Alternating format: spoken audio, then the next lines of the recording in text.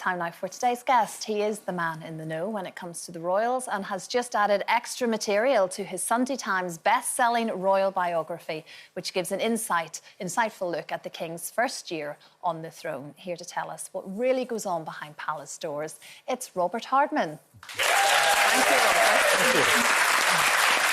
Hello. I mean, Robert, it is to be expected when you write and comment on a family. It is forever changing, and therefore your book has to evolve with that as well. And new material is constantly happening right now with the family. It is. I was very lucky to be on this show right at the start of the year when the book first came out, and at that time, I think there was a sense that the monarchy had got through the transition, you know, it got through the initial shock after the death of Her late Majesty, the coronation, the sort of reign was underway. And literally, within days, of course, there was the initial news that both the King and the Princess were in hospital. And then a month later, it was announced that the King had been diagnosed with cancer, and then a month after that, the Princess. And after that, the whole year has taken on a completely different shape.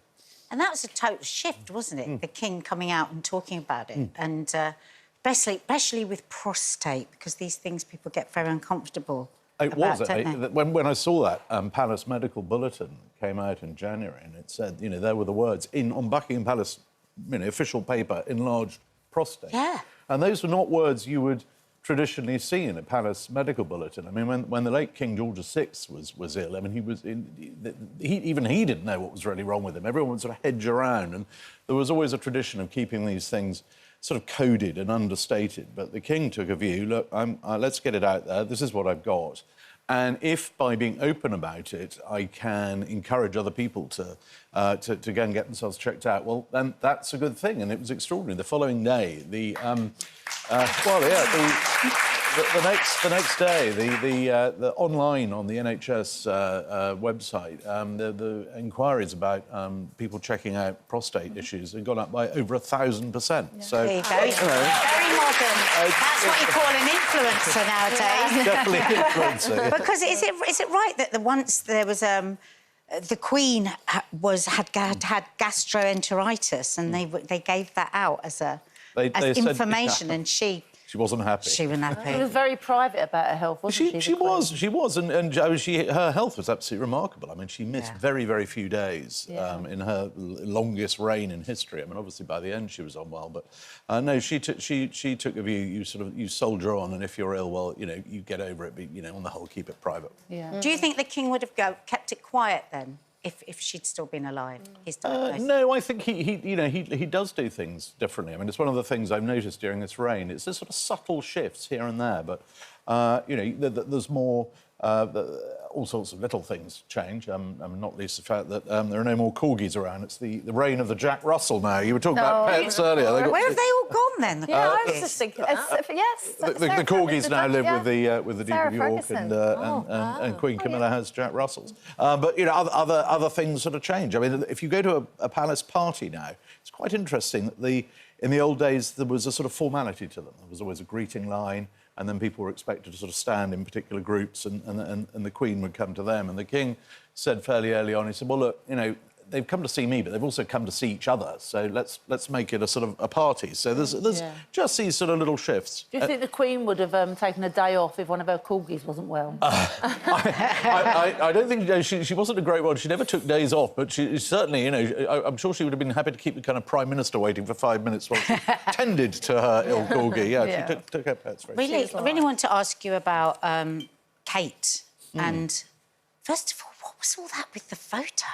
It was the most bizarre thing, wasn't it? And then her being forced into this situation, I suppose, earlier maybe than she wanted to sit down and do this. I found that so moving, the way that she told people that she'd was being treated for cancer. I mean, when we think back to what she must have been going through at the start of this year, she got this, you know, cancer diagnosis, but she's, you know, unlike the King has a constitutional position, so the public have a right to know that the head of state is unwell and what's wrong with him, and he was very happy with that. With the Princess, she doesn't have a constitutional role. She's, as I say, an energetic young mum suddenly hit with this, and her first absolute prime imperative is, right, the children, and we've got to keep things normal for them. And she didn't want to tell them about it until the time was right, so they were keeping this quiet. And in the meantime, I mean, we all saw the sort of crazy conspiracy theories out there on social media. Absolutely. I mean, there was one Spanish network was reporting that she'd gone missing because she'd had a haircut she didn't like and she wanted to grow it through before she appeared in public. I mean, crazy stuff. So all this is going on, and in the middle of it, she put out that charming Mothering Sunday photograph with the children. It was just an amateur shot that Prince William had done on his phone.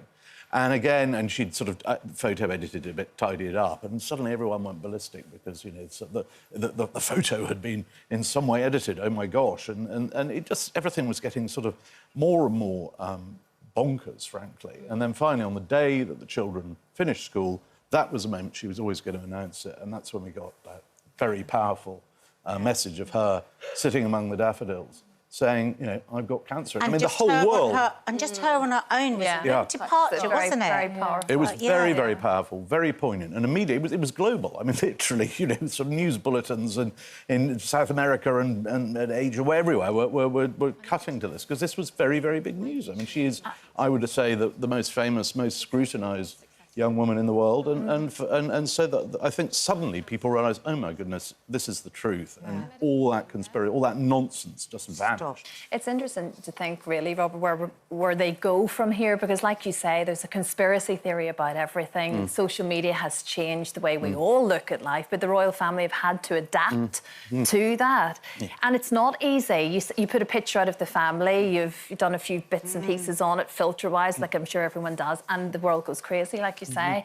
What happens for the family moving forward now? They're having to modernise, they're kind of streamlining everything. Yeah, they are modernising. I mean, it's always a work in progress, the monarchy. I mean, at the start of the King's reign, there was a lot of talk about a sort of slimmed-down monarchy, because self-evidently it was. And with the, you know, you've got the Duke of York, the Duke of Sussex there out of the picture now. And then this year, it slimmed down all the more, because for a lot of it, the King was obviously had to sort of stay out of, could not do public duties, and nor could the Princess. But what you saw was the way that the institution sort of adapts, and they say, step forward Queen Camilla, step forward the Princess Royal and the Edinburghs, and Prince William, you know, coming in to take up the slack, and actually, you know, the royal machine has sort of carried on as it does. It is a case of kind of keep calm, carry on. Absolutely. Robert, thank you very much. Updated version out now.